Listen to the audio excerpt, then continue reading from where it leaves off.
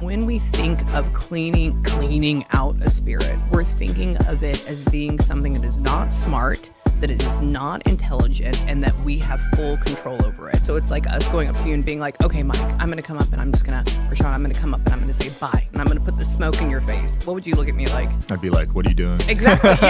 Yes. Sometimes the spirits, they want to stay.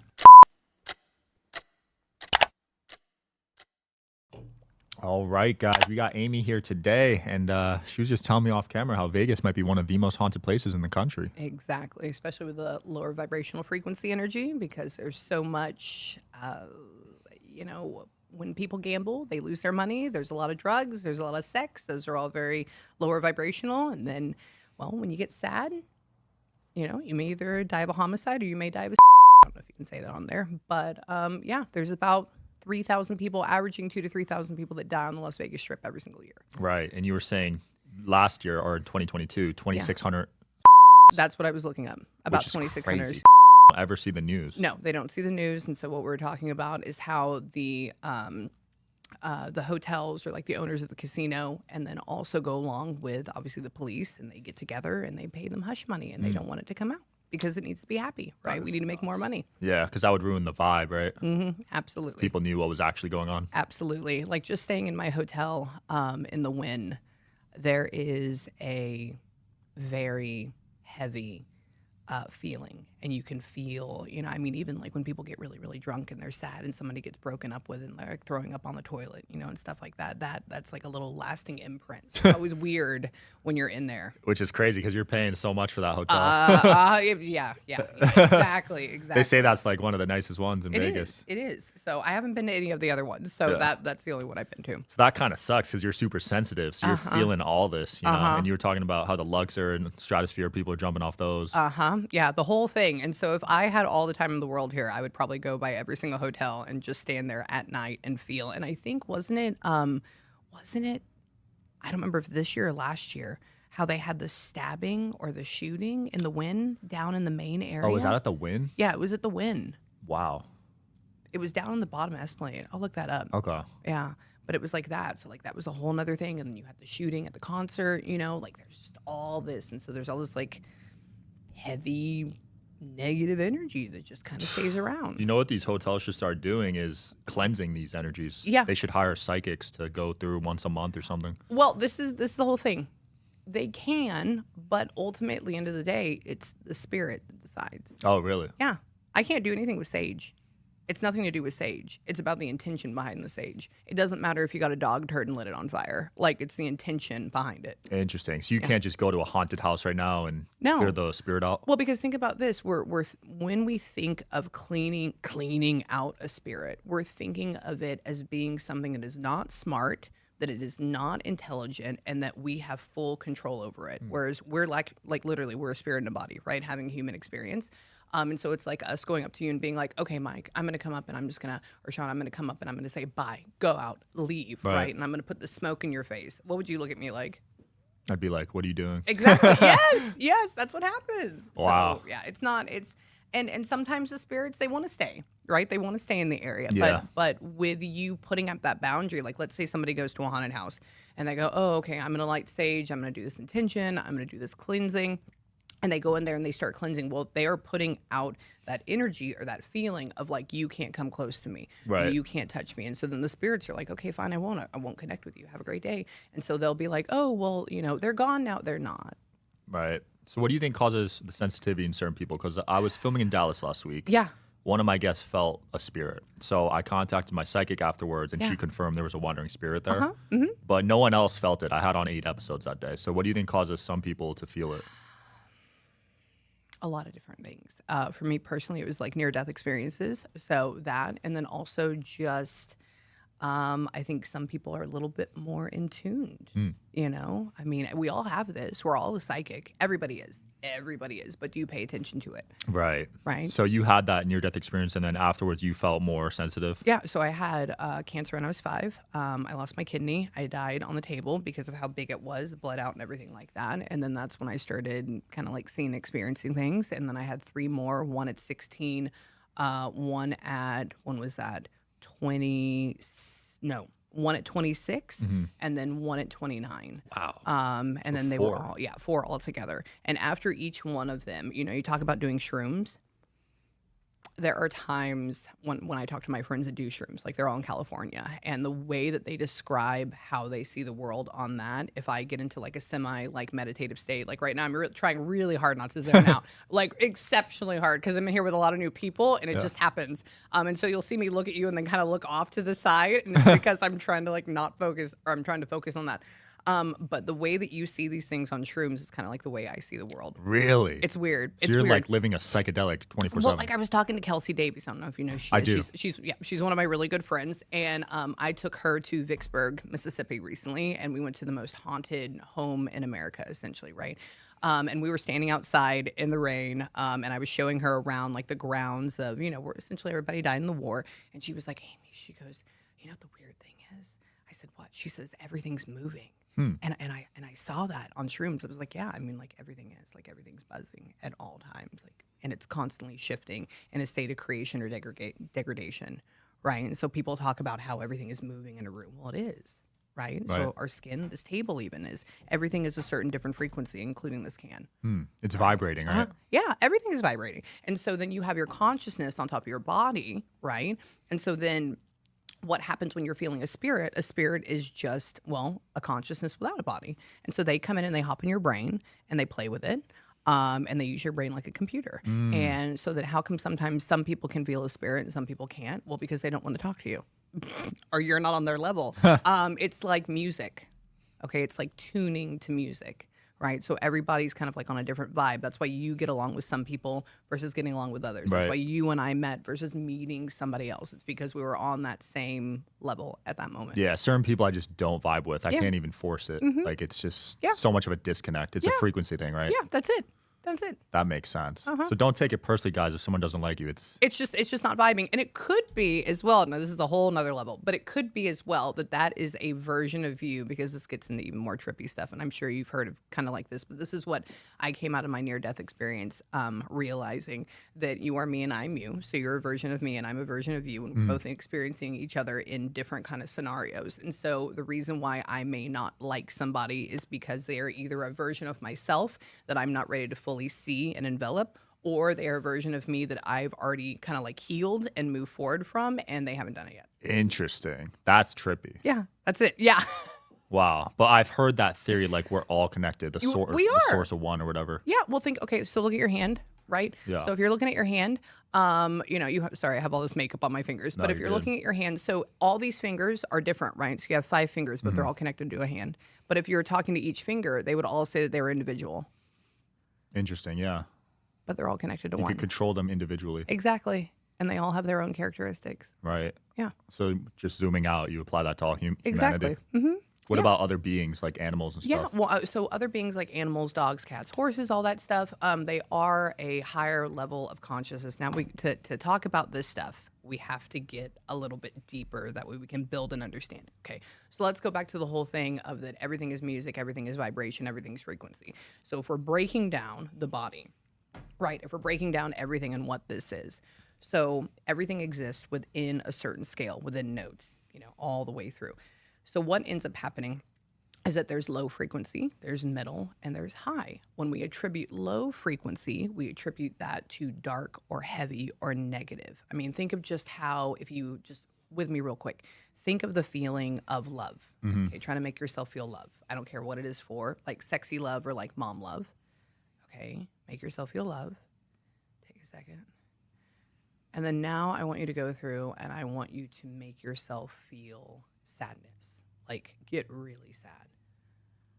So when you start to do this, you will notice, you can open your eyes, you notice that there's a feeling. I did feel that, yeah. There's a down, okay? So that's low vibration. And within each one of these feelings, they are like music notes within the scale. So love, gratitude, all that stuff, that's very high. Hate, fear, negative, narcissism, blah, blah, blah. That's all lower vibrational stuff. And so that's why we're here. We're here in this middle vibration because we exist in this neutral area to try to figure out how to find the highest vibration, which is actually what we naturally are. And can you force yourself into a higher vibration listening to certain music and frequencies? Yes, app music is huge, right? Because think about this. Okay, so my voice, all I'm doing is singing to you. I'm not talking to you. I'm just singing to you. And you're picking it up and it's going into your brain and then you're changing it to a meaning. I'm not talking to you, right? So it's just music. Everything is music. So now I want you to take that and translate that into music, right? If you're listening to something that's very angry and dark and negative, it's going to come in and that wave is going to embody you and that's going to start to shift everything. Right. Your thoughts, your feelings, your emotions. I mean, let's just go back. How old are you right now? 27. Okay, yeah. So you missed the full-on emo phase, right? So I caught the tail end, but yeah, I know what you're talking about. Yeah. So I was what, graduated in 07. So I was like full-on emo, right? You saw this whole shift of all these kids being very neutral in the 90s and the early 2000s and pop princesses, and then all of a sudden like System of a Down and My Chemical Romance came out, and guess what? They all started embodying that. So that everybody got black and dark and depressed and all that stuff, right? I remember that. Yeah, the goth and the emo. And it's because listening to that will make you embody that type of frequency. So it's very important what you listen to. It's very important what you put in your body. Take it in, even into food. Food is frequency. Medicine is too, right? So again, if you take your hands and if you look at them, all they are protons, neutrons, electrons, and quibs that are buzzing around together in empty space, right? Then you have the laws of physics on top of it, that when you go through and you touch it, that's why your hand can't go through the other one. And so when you go through and this applies with, like I said, medicine and food. And so where you're taking a medication, it's a frequency changer. You're putting it in your body and it just changes the tune of your body. Wow. That's it. Yeah, I had a little Xanax phase and that was terrible. Yeah, well, because like it lowers it. Lowered it a lot. Yeah. Like I didn't even feel like a person. I know, because it just lowers your vibration. That's it. Now, some people need it, right? And that's okay. Some people need it. But when people go through and they abuse drugs or they abuse stuff like that, it's because they don't know how to get out of that lower vibrational state and they want to numb it, right? And so that way they don't feel it at all. They're trying to make themselves neutral because nobody's ever given them the tools or taught them the tools to raise themselves up. And it's usually because there's a lot of people around them as well that are negative or lower vibrational as well, right? So we are a reflection of our environment. For sure. What percentage of people do you think are operating at a low vibration state right now?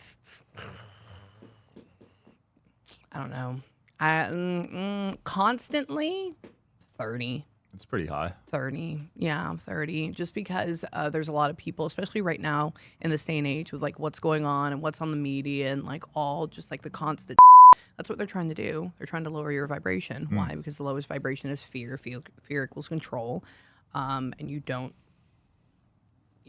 get to your higher self. Right. And we're being attacked from all angles. Absolutely. Your food, your water, your thoughts, music. I mean, think about it. It's at Literally every all angle. day. Yeah. All The day. lights, the 5G, the Wi-Fi, everything. Yeah. I mean, people are like, oh my God, I don't know why I have so much anxiety. Think about it. There are these waves that are coming through the air that are permeating your body. That the EMF stuff, right? Yeah. Electromagnetic field, right? If you go and you stand next to I don't know what it's called because I'm not a technical person like that, but like one of the boxes, the fuse boxes, if you stood there all day long, you would probably get a headache. Right? But now we have all of that coming through the air at any given point in time. So you're going to feel anxiety. You're going to feel stress. That's why it's so important to go outside and touch grass. That's why it's so important to go outside and like go to a forest or anything like that. Because remember, trees and everything emit a frequency as well. They like cleanse it, right? They do. They do. Oh, real quick, fun, because I'm full of fun facts. So why do birds sing in the morning? Sing in the morning. Why? To wake up the trees. Really? Yes, it is a thing. So when the birds sing, the frequencies go out and the tree's leaves turn, the chlorophyll cell opens up. Wow. To let light in. That's fascinating. If the birds didn't sing, trees would die. That's so crazy. I never connected the two together. Isn't that weird? Sorry, I love studies. No, I love fun facts. I used to Google fun facts when I was a kid. Yes. Yeah. Me and fun facts. Yeah, for every topic I was interested in, I'd be like, oh, what are 10 fun facts for this? Yeah, I remember that. Yeah, I usually do really dark ones. My husband calls me like the death Snapple Cap fat person. We're driving around. I'm like, did you know that person committed in Luxor? And he's like, okay. Like, yep. That's wild. You got that dark humor, huh? Yeah. Well, you have to. You have to have the dark in order to understand what the light is, right? You have to, that's the whole thing. People are like, well, why don't you just always live in a higher vibrational state? Well, you can't. The reason why there is darkness, the reason why there is negativity is so that we can understand what love and light and connection is, right? The reason why I died on this table was so that I could understand how precious life was. Yeah, I'm a believer in yin yang, actually. Yeah. So when people say they want world peace, I just don't know if that's possible, honestly. No, because we're here to understand what it is. We're here to understand what it is. We're here to understand ourselves. And without that reflection, we wouldn't get it. And then that goes into the question people ask me, well, why do babies die? Well, I don't know. I'm not God. I mean, I guess kind of we are, right? But do I have that answer? No. And I know in some cases it's because that was their plan. Now that gets into like God's soul plans and all that stuff, but that's a... No, I have heard that, actually. Yeah. My dad lost a baby, and that really affected him. Yeah. Yes, it did. It does. And with that, I have read many parents who have lost their kids. Recently, I'm just going to say it. Recently, I read a woman, her daughter is named Penelope, and she lost her because her sister was watching her. And she drowned in a lake. Whoa. Okay. So she's not only dealing with losing her daughter, her baby girl, but she's dealing with how, her sister essentially killed her daughter. Right. Right. But when I was going through and I was channeling her, this was I believe it was on Monday. Her daughter's right with her. Her daughter's talking about what she moved in her room, what was happening, what her new couch looks like. Oh, yeah. They're always there. Now, they're still in heaven, too. They're in a higher vibrational place because heaven exists here.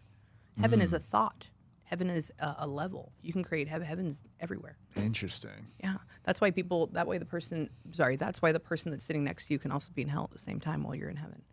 Because you're having two separate viewpoints. So it's all perspective then. Uh-huh. Yeah. It's all how you are. That is fascinating. So if you're in a low vibrational state, are you more likely to go to hell? So this is the whole thing. Here we have the ability to be better. We have the ability to be lower. And all of us in our lifetime will experience that duality, right? I mean, me flicking off somebody on the road because I'm from Texas and I have terrible driving, not terrible road rage, but don't get in front of me, brake check me. That's a lower vibrational state. But am I fully embodying that all the time? Absolutely not. Whereas somebody that, let's say, I'm going to give you an example on that. Okay, so I had a session. This was recently with a woman. Her mom came through. She was only about 27. Her mom came through. Her grandmother was there. Her uncle was there. They were all in heaven. Mom died of cancer. Sister ended up, I forget exactly what she passed of. And then the uncle was just old when he passed. Everybody was great. And she asked me, she says, Amie, she says, can you see if my dad's there? And then I'm thinking myself as a medium. I'm like, oh my God, why did you come through? I'm like literally talking to spirit in my head. I'm like, why did you come through? What's going on? Like, you're making me, like that. And so I started feeling. And I was like, I don't feel him here. And I was like, hold on. And we're going to get into that in just a second. And so I start lowering myself. I start making myself feel melancholy. Nothing. It's like sonar. You get this ping, ping, ping, ping, ping, ping. That's the best way I can describe. We'll go into technical of that because I love teaching this stuff. And then I start lowering myself even more. And there's a guy that's in my brain. He's just walking around in this all black room. And he essentially says I'm not sorry what I did to the little essentially. So he would his daughter. Whoa. And he got arrested for it. And then he hung himself in his prison cell. And he had done that about 3 years before. Dang. And he didn't care. And she was trying to see if he, cared. Felt sorry? No, he wasn't, because he was in a lower vibrational state. He was surrounding himself in that negativity. And he didn't care to talk to me either. But he apparently had done that to other girls as well. Holy her friends. crap. And the whole thing is he embodied that. He didn't ask for forgiveness. He didn't care. And then he took his own life so he could get out of the consequences. You see what I'm saying? Yeah. So what he matched that lower vibrational state, and he went there. Damn. So he'll be stuck there then if he never embraces that, If he never embraces it. Exactly. A lot of people come up and they're like, oh my God, what can I do to help them? Okay, so now you are saying that the person that did this is not strong enough and you have to do it for them. You're saying, you're so dumb, you can't do it, I have to do it for you. No, stop enabling. They can do it and they will do it. Well, how long? Time doesn't exist over there. So am I talking to him as soon as he committed or am I talking to him 3 years later? I don't know. Wow. I think a lot of times I'm talking to him as soon as he committed. Oh, so they haven't felt the years go by. No, there's no years. Years don't exist. Years don't even exist here. Days don't Interesting. exist. Whoa. So you could be talking to a spirit from hundreds of years ago and they still feel like they died the day before? Yes. Because it Does that doesn't happen to you? exist. So this is the whole thing. I've been to a couple of spooky places up in the Northeast. The oldest spirit I think I talked to was from about 180 years ago. But it was a man. He was down in the basement. It was in Pennsylvania. It was in a little farmhouse in a place called Richmond, if I can remember. But anyways, he ended up committing because they found out that he had a cigar factory thing going on during a war or something like that. And I talked to him, it was like 3 years ago. But other than that, he was just down there a little bit. Yeah, it was very cool. Damn. Yeah. But I've never been any place like older than that. Yeah. So, and the other thing with that too is people are like, well, can you talk to maybe Native American experience or can you talk to people that passed, I don't know, 400 years ago? I've never felt a person. I don't know what a person feels like the past 400 years ago, so I may not be able to pick that up. Maybe the souls were a little different or something. Yeah, or what they are showing me is different. Life was very different, right? We talk about somebody from maybe 1,000 years ago. I may be picking up somebody talking about making a dirt hut, but maybe I think that's a beaver. Yeah. Seriously, like that's where, or like people talking about how they channel aliens all the time. I will never tell you that I channel aliens, and the reason for that is because I've never met one, so I don't have something that says this is what an alien feels like. Respect. Okay, but I've seen them. I've seen the lights. Like me and 600 people have seen the lights over Houston. It's great. The triangle thing. Yeah. And they move in formation and they go out. Oh yeah, a whole thing. I've seen that 4 times. Crazy. 4. Yeah, yeah. But have I met one? I don't know. Did you have Probably. someone like summoning them or did it just No, happen no. randomly? I was driving on the highway back from work. We That's were all crazy. pulled over. Yeah, this was the last one was back in 2011. Yeah. I've had someone compare aliens to spirits, actually. Yeah. He thinks they're light beings. Yeah. Yes. And so this is where my theories go. This is why maybe DMT needs to happen one day down the line. Okay. That's the only thing I ever want to try. Only thing I ever want to DMT? try. Yes. Just because I have a chronic illness, I'm on medication, and I'm afraid that if I take anything else, I'll die. Okay, so that's the only reason. And plus, I'm already trippy enough right now. I can't make my mind like just disintegrate altogether. But the more I do this, maybe we're living in a simulation. I used to joke about it growing up, but I feel the same way you do now. You do now? Yeah. Yeah. I could definitely see it. Okay, but think about Vegas, right? I was talking to my mom the other day. She was like, oh, I don't know how I feel about Vegas. I was like, Mom, Vegas is a dream. Vegas is a dream. Every building there was somebody's dream. This was somebody's dream, right? And your thoughts, your energy, your emotion went into it. You manifested it. It's a dream. All of this is a dream. And when you're going into these places, you're walking into somebody else's dream, like a collective consciousness. It's very interesting. And so all these little bubbles, like thought bubbles, are coming together. Anyway, so that's a whole nother thing. No, that's actually crazy to think about it that way. It makes sense because everyone designed these unique buildings and now they're in real here. life. They're Yeah, here. they're physical reality. And they're some of the coolest buildings in the world. I know. I was just walking along slowly in the wind, and I was like, oh my God, look at the glass, and everybody's passing by, and I'm like, somebody thought that. They thought of every single thing in that building. Everything. The wind. Everything. I know. Yeah, that's my top 3. I like Venetian a lot. I need to go there. Yeah, check out Venetian. Really, I want to go to Caesar Palace to go see like the little sky thing and Oh, everything. yeah. That's what people talk about there. That'd be cool. Okay, that's my next one. Tell me. Yeah. Do you want me to tell you how to channel? Yes. So this year or next year, I want to learn how to astral project and channel. You're doing it all the time. Really? Yeah, let's get into that. Okay. Okay. So I teach classes on how to do that. Because remember, we're all spirit in a body. We're all having a human experience. And all you have to do is focus on the now, right? So spirit and you don't exist in the future. That's called anxiety. You don't exist in the past. That's called depression. You only exist here. So let's practice on being in the now. You ready? Okay. Yeah. So just sit and then just focus on like what the table feels like.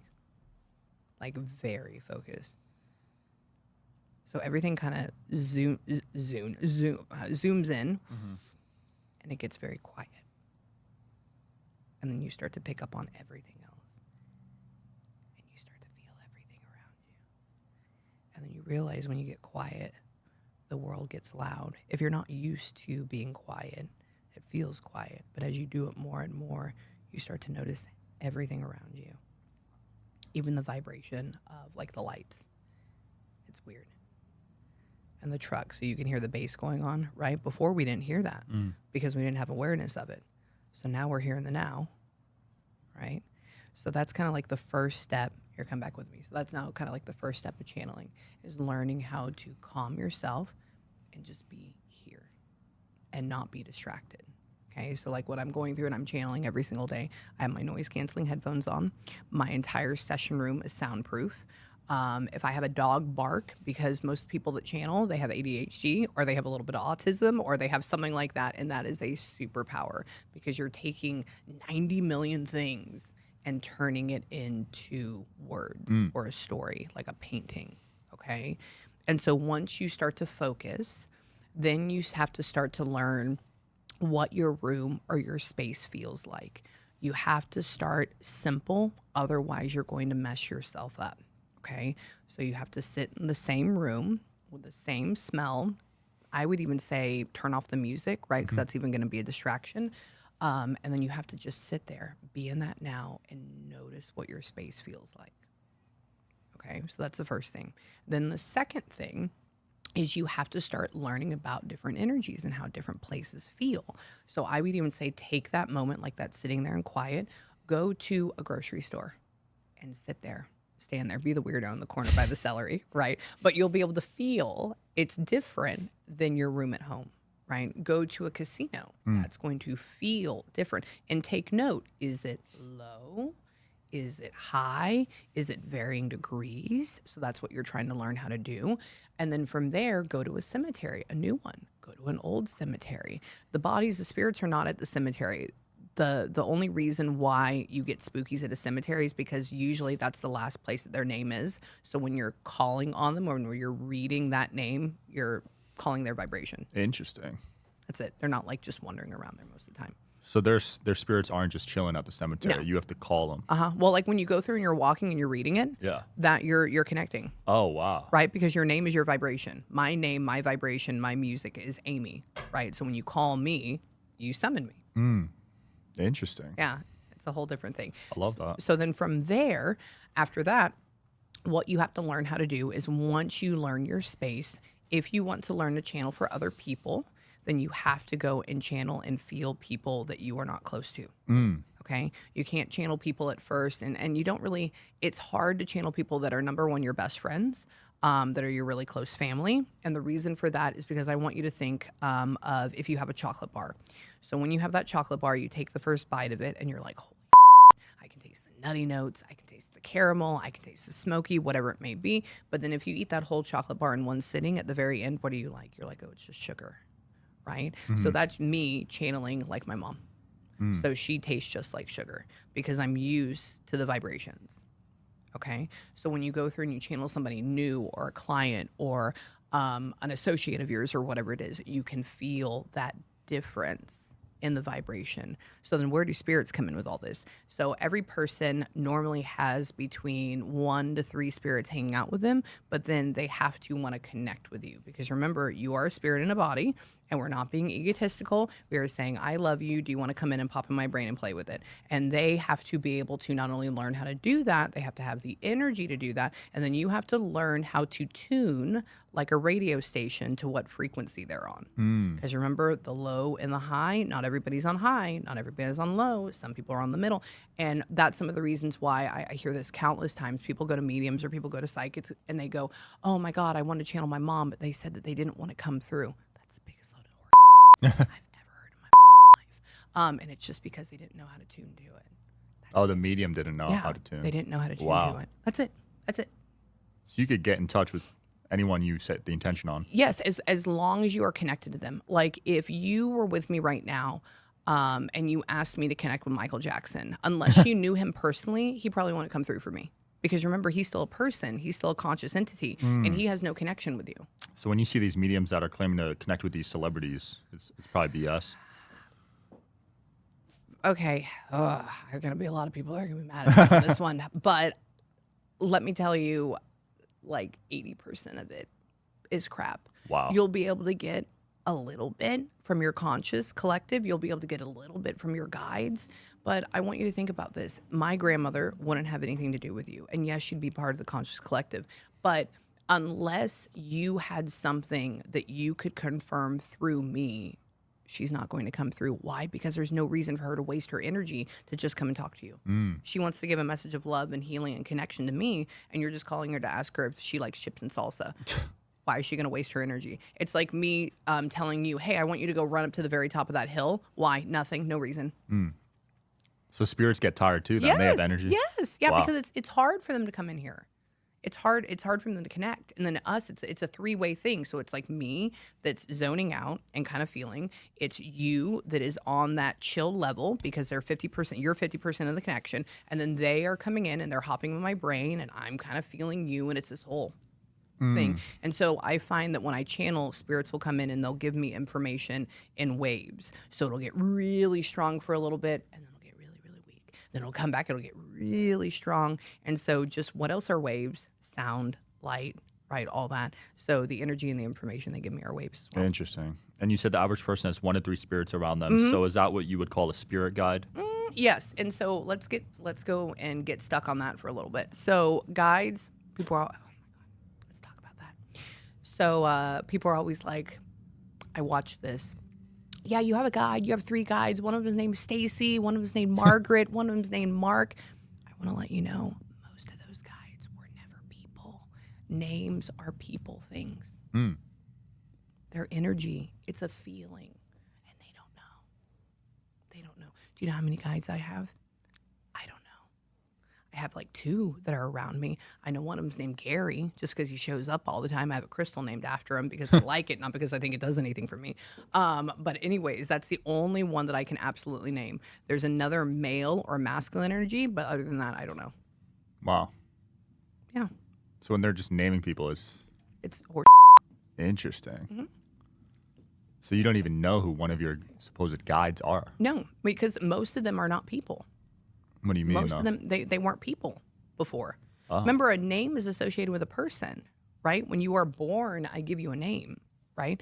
But when you are a spirit, you don't have a name associated with you. It's a feeling, right? Just like when you go back over and you cross over and you die, you're not going to say, oh my God, Dad, I love you, I miss you. You are going to feel your father, and that's how you're going to know he's there. Interesting. Are you a believer in reincarnation? Abso-freaking-lutely. Same. All the way. 10 out of 10. There was this one time that I had a session with a woman. This was about 2 years ago. This is actually online on my YouTube. She wanted me to go and she wanted to channel her mother. I started zoning out, started feeling, and her grandmother showed up, her mom's mother. And she was talking about how her mother was back in and she had some connection with a little girl, like a 3-year-old little girl. And I told my client, I said, I don't know. I said, I don't feel your mother. I said, her mother is here. I said, she's talking about something about how you have like a 3-year-old little girl that's connected to you. My client's like 60. Okay. So I don't know why. And I said, but it's almost like she's a daughter. And then I go, somebody's talking about the stomach or like the chest here. I said, but I don't think we died of cancer. And she goes, I'm about to adopt my 3-year-old granddaughter. And I was like, oh, okay. And she says, yeah, my son and my daughter-in-law are on drugs. And so we've been fighting the court system and we finally get, this adoption thing. And she says, she hasn't really hung out with me, but I'm going to bring her in soon. And I said, I think maybe your mom is, your daughter. And she's like, why? What else? And I said, I think your mom committed. And she's like, she didn't. And I'm like, okay. And now I'm second guessing myself. And I'm like, oh my God. And then she was like, why do you say that? I was like, because somebody keeps talking about this. Somebody keeps talking about this. And so anyways, we went on, we did the rest of the session. We contacted her dad as well. It was all good. I have a session with her 6 months later. And she emailed me, but she told my husband not to let me see the email. She comes in and she says, Amie, I want to let you know that I found out through my family that my mother committed and she shot herself in the chest right here. And my granddaughter has a birthmark right here that shot herself. And then I went and I pulled up both of their charts. Okay. And they were the same thing, just up one. So Wow. it's like the same thing, but up one. And so there's a few things of criteria that go into that. One is, does somebody have a scar? Does somebody have a memory?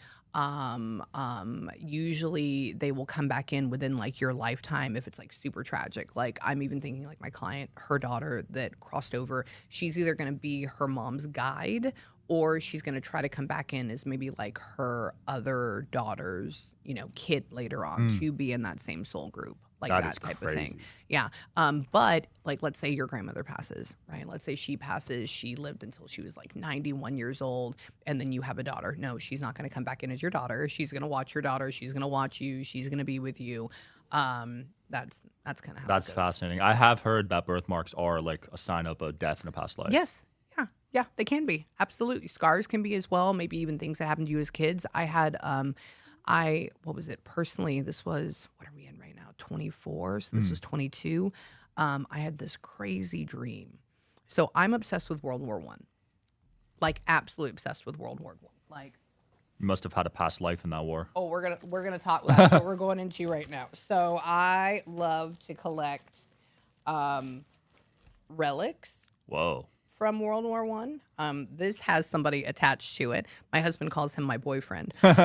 Anyways, so You feel the spirit attached to this object? well, I do spirit box sessions with him. That was Really? found in the Battle of Argonne on a dead German soldier in the trenches, Holy crap. and that was a museum piece. in New York. 1918. Uh-huh. Wow. Isn't that crazy? Yeah. Yeah, and it still works. So 100 anyways, years. and this was all from shrapnel blowing off. Wow. Okay. Yeah. Anyways, so yeah, my husband calls me this boyfriend. Anyways, oh, let me show you this too. This is cool. Hold on. What is this? What do you- Pendant? well, no, what do you think that is? Is that a crystal? No, that's tree sap, but that's human hair. Oh, this is human hair? That is Whoa. called Victorian mourning jewelry. That's from a girl. And they used to go through and they would braid, their hair and they would wear it for months. Yeah, as a memory. Interesting. And then this is another cool thing that I have. Anyways, obviously I like cool and creepy things. But this is from, look how bright and colorful that is. This is from the Victorian era. And back then, obviously people would travel, right? And so they would come in and they would sign Wow. when they would come in. And so, yeah, I have all their little calling card That is things, super cool. which is really, really nifty. And so this, I don't really feel a whole lot attached to this one. This is very interesting. I've gotten some really cool feelings in spirit box stuff. This is my boyfriend. But anyways, back on that, I had a dream back in like 2022 that I had woken up and then I had went back to sleep for about an hour. That whole like, oh my God, I'm going to sleep for 30 minutes. And I woke back up again.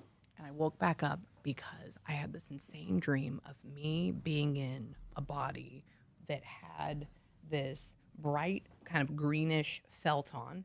And I had like a little cross thing here, so a medic thing or something like that. And I had on brown leather boots and I could see this brown strap. And I'm running through this like undulating green field thing. And then all of a sudden I hear a whistle and then I hear, boom. That's it. The whole thing. Okay, so I looked everything up. So that was part of, it was like the medic in the British Royal like Army or whatever it is during like World War I and stuff like that. I didn't know anything about the British one. I only knew about the American side. Okay, so this is all like new areas. I don't know exactly where that is or what it was, but it's also interesting that I had that dream and I can only assume that I was like blown up by a shell. And the other thing too is that my genetic illness causes me to fall apart at every single joint Whoa. that I have now. So like everything is, Holy crap. Yeah. Your skin's super stretchy. yeah, very stretchy and everything bends backwards. Jeez. Like contortionism. Yeah. Yeah. You're double jointed, they used to call it. All right? the way. Yeah. Everything though. That's what, and that's what caused me to have those 4 near-death experiences. Oh, that was the cause of all of them? Uh-huh. Interesting. Yeah. Cancer was the first one. The other 3 were because of Ehlers-Danlos syndrome. And were you born with that? Uh-huh.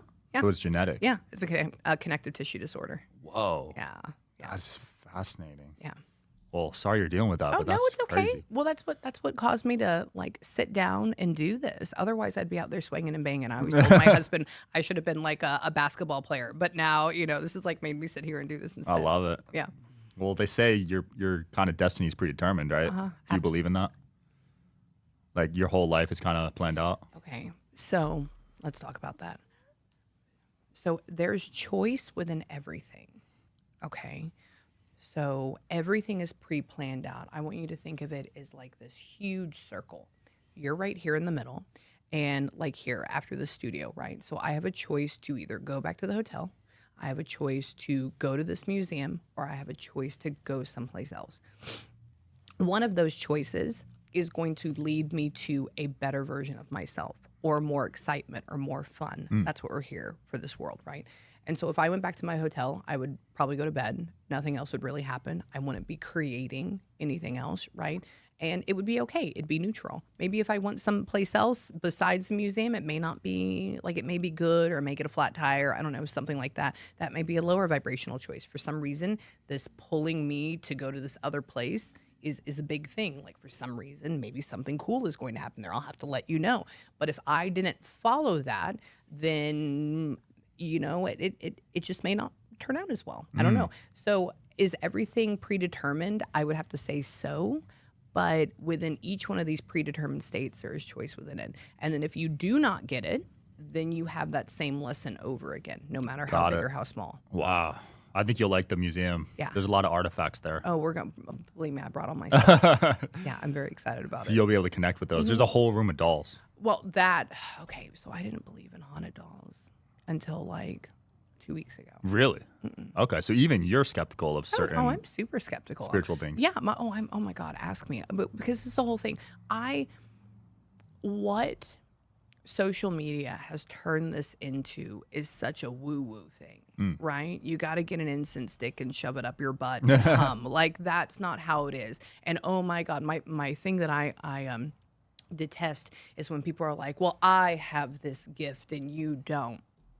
That's not what it is. That's ego. That's ego all the way. The ego is gone. Like, everybody has this, and you can learn how to connect with it. And so all these things of like, oh, I have this very haunted doll and you don't. Do you see how narcissistic that is? But anyways, I know that spirits are intelligent because I'm a spirit, right? You're a spirit. So when we think that they are dumb, or they're like, oh, they're trapped in a box. No, they're not trapped in a box. They're not that. Like, we're thinking them as like lower than ourselves. Like, we are a spirit. Okay. So I didn't really believe in a haunted doll until one of my clients recently, we were having a session, and she was talking about how she was having an issue with this doll that her grandmother willed to her that was in the Blitz during World War II over in England. And she says, every time I take it out, my dogs go crazy, and I have, like, you know, activity in my house. Now, mind you, she already lives in a haunted home in Alabama. Okay. And so we're talking, and I was like, well, I take a lot of my family's, or not family, but a lot of my clients' haunted items. I do. I'm turning into like a mini Zach Baggins, but on my ranch. And she was like, can I send it to you? And I go, sure. She sent it to me. I did a video. I sat in this room last Sunday with all of my equipment and my feelings, and what I got was amazing. And I don't think necessarily that there is a spirit like attached, like there's not a soul in the doll, but there's definitely energy and people and love and connection that, just like that, going to that cemetery and calling that name, I'm talking to that doll and it's bringing up that information. Wow. Right? Because information can be stored in everything. That's fascinating. Yeah. Yeah. I was pretty skeptical of dolls too, but certain rooms in that museum, you definitely feel heavy. Oh, well, I'm going to go see it. So we'll Yeah, see I'm what excited. happens. Me too. I can't wait to hear about it. I'll connect you with Zach's best friend, Jay Wesley. Let me know. He'll Let me get know. you the VIP access Oh, of it. well, thank you. Yeah, Thank you. got you. Yeah, thank you. There is a spirit box there. I brought mine too. Yeah? Yeah, I have all of them. So you believe in those? Oh my God. Can I go get it real quick? Please. Okay. I'd love to see if there's anything here. So anyways, have you ever used any of these? Is that a spirit box? Yeah, so I'll show you a couple of them. So this is one of my favorite little things. Okay. These are what I like to use when I go to cemeteries or when I go to like houses. So all it is a cat toy. And so you put it down. Hold on. We got to make it like stop rolling. Hold on. Quit. Hang on. Okay. So essentially what ends up happening when a spirit shows up, especially like little kids, they love these things. Oh, really? And so when they come up, they don't move it. And sometimes it'll move. But most of the time, the vibration, right? Spirit is vibration. And they will go and they'll set these off. So this is very nifty. Got it. So I like to use these. This, I've only had this go off a handful of times when I'm in like a really, really haunted home.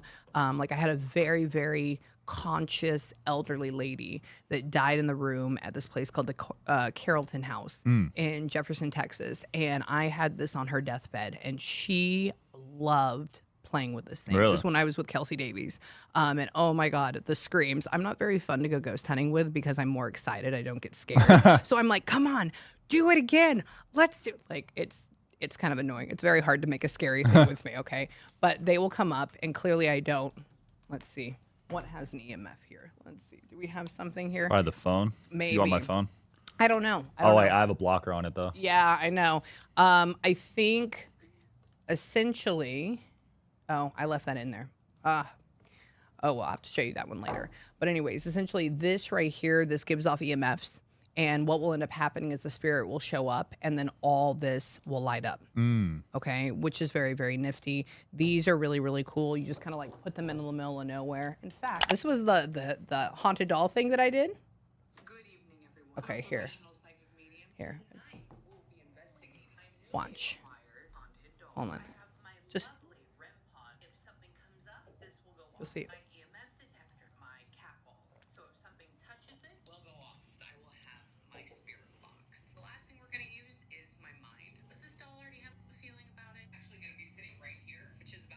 So I try to document everything.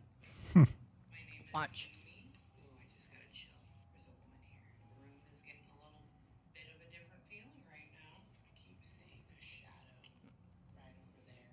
I go up and touch the doll and play with the doll. So I leave. Hey, honey. Where's my little phone stand? Whoa. Yes.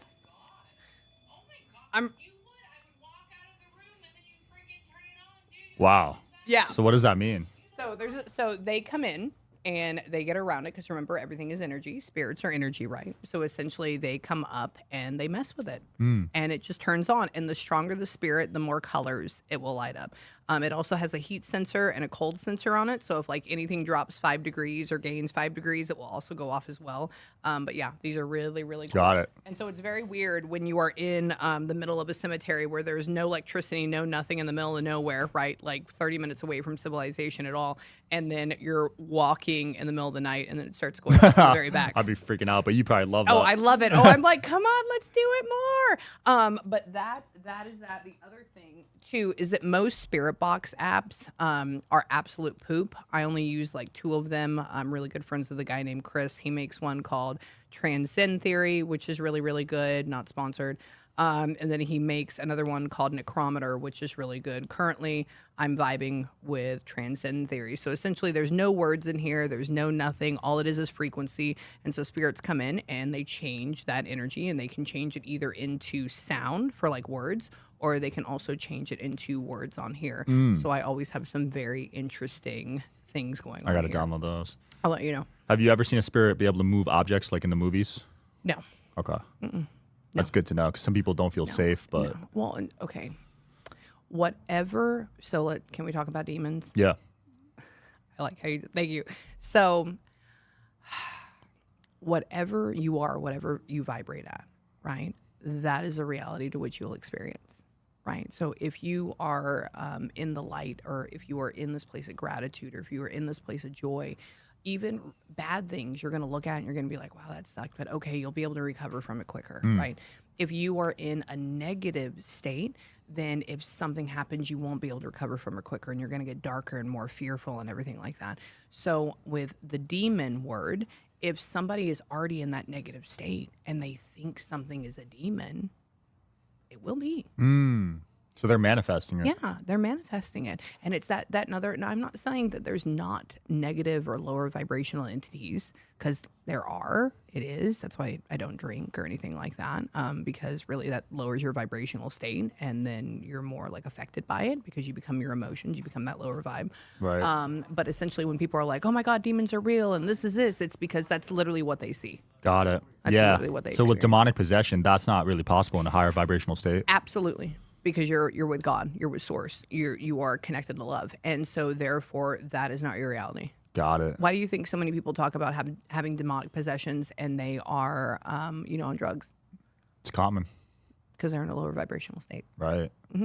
And you said you're on some medication right now too. Yeah. So is that lowering your state? No, not at all. It's just for my heart. Oh, okay. Yeah, and stuff like that because of all of my connective tissue disorders. So no. Well, the average 6-year-old is on 5 medications in America. Are you kidding me? Yeah, that's a lot, right? Really? So their vibrational state's probably being lowered. Well, and it depends on what. Now that gets into another thing. What medications, right? Because there's some medications like cancer medications, you have to have them, right? Well, a lot of them, right? For certain things.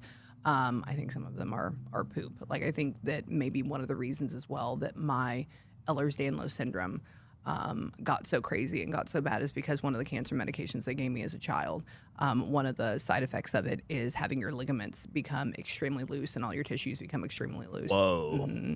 And that's why people are on 5, because they start with 1 and then the side effects require you to take another one, and it's like a never-ending thing. Yeah. Damn. Absolutely. Yeah. Well, crap. What's next for you? Are you going on any hunts soon? Oh, God, I do them. So, I live in the middle of nowhere in East Texas. And how do I say this? Can I tell you a wild story about how please. I got my property? Yeah. Okay. This is weird. This is really cool. So my husband and I were in California. And we were just vacationing there. We were going to see his mom and stuff like that. We weren't looking for a house yet because, the market had just like kind of tanked. And then we ended up finding out while we were there that they were going to raise our rent in our condo by $2,000. Whoa. In Houston, in like outskirts of Houston. Like that's ridiculous. Okay. So we were just like, well, we need to start looking for a home. Right. And so it was one night I was sitting on his couch and there was this one house that popped up. 40 acres, middle of nowhere. My husband's a city person. I'm a city person. And I said, what? This looks great. Let's go look at it. He goes, okay. He says, that has everything that I want in it. I said, okay. And so we called them, and there were already 3 people that were betting on it. Like, it had just popped up that night. So we went ahead that next morning. We put escrow money down. All right. So that's like, we weren't going to buy a house. We found it. We put escrow money down the next morning. Okay. We ended up, after the other 2 people put in escrow money as well, because that was still going, we got a call from like the main person, and he was like, oh, we're going to choose you because you're from Texas and the other people are from out of state. Yay. Go for the win. Right. So we finally get home from California after a month, and we go see the house that we've already like semi-bought. Yeah. And it is perfect. Beautiful, on a hill, like you name it. It is great. We buy the property. We move in April. There's a really weird feeling about it, like the area around it. But, I'm like, whatever. My mom and I wanted to go, and we wanted to look at the surrounding areas and the history of the surrounding areas. So there's this historic cemetery about a mile up the road. It's called Harmony Hill, which is my favorite. And we're walking through it, and I'm just kind of like feeling, and I get pulled to like this grave. One guy's named Cecil Griggsby. The other guy's name, what is his name? Elbert Griggsby. And I don't know why I felt connected to them. And she goes, oh, well, she goes, Griggsby is, your brother-in-law, person that my sister is married to. She says, maybe that they're related because you don't really see that name in Texas at all. So my mom took that information home, and she went on a genealogy thing because that's what she loves to do. She's Daughters of the American Revolution, like you name it. And so we ended up finding out that he is related to them. No way. Yeah. Oh, wait, it gets better. You ready for this? So I started doing research on them. Why was that? Because I think, why am I pulled to that person? Why did I see that? Why was I so pulled to this grave? One of them died in 1937. One of them died in 1945. Cecil got sent overseas, and he died during World War II in France. Okay. He died during 43. They brought his body back in 45. Okay. So he was buried there. Elbert, his brother, was the head cop for the town that I live right next to 5 minutes away. And he got murdered on our street that we live on. No way. Oh, but wait, it gets better. Their farm that they came from is our property. No. So they lived at your house. So they lived at our house on our property. They're my family by extension of marriage. And my neighbors that I have are married into their family too. What? What are the odds of that? There's no odds in that. There's no odds in that at all. So that was wild. And so now, I don't know, I felt them a lot while I was going through and I was finding all that information, and now I don't feel them anymore. So maybe they wanted you to know. Yes, absolutely. Like you can even ask my husband. I had this odd obsession for like 3 months to find everything I could possibly on these people. Like I even know that Cecil was 6'1". He worked at the mill that is literally like a block up from my house that no longer exists anymore. He had ruddy hair. He signed up on October the 17th for the draft. Anyways, like crazy. Yeah, So you don't these believe in things. coincidences. No, everything is Everything hap- happens for a reason, right? Absolutely. I believe that too. Yeah, absolutely. Everything from if I trip and fall in the street, there's a reason for that. 100%. When I run into someone, I'm like, okay, why? Yes. Yeah. Yeah. That's how I feel. And if it's supposed to be, it'll happen. Yep. But you also have to put some energy into it. Yeah, agreed. Amie, it's been really fun. Thank One of you, my favorite you too. episodes. Where can people Thank find you? Thank you. I am all over TikTok. I'm all over Instagram. I'm all over YouTube. We have our own website as well. So my username is the Balesky, TheBalesky. And yeah, that's where you can find me. Perfect. And if anyone watching this has haunted objects, Yeah. we'll link a P.O. box for you below. Exactly. Absolutely. And if you want a session, let me know. Remember, I talk to dead people, 5 days a week? I teach classes. I do all those because remember, everybody can channel. Perfect. We'll link everything below. Thanks for coming on. Thank you. You're Yeah, welcome. thanks for watching, guys. See you next time.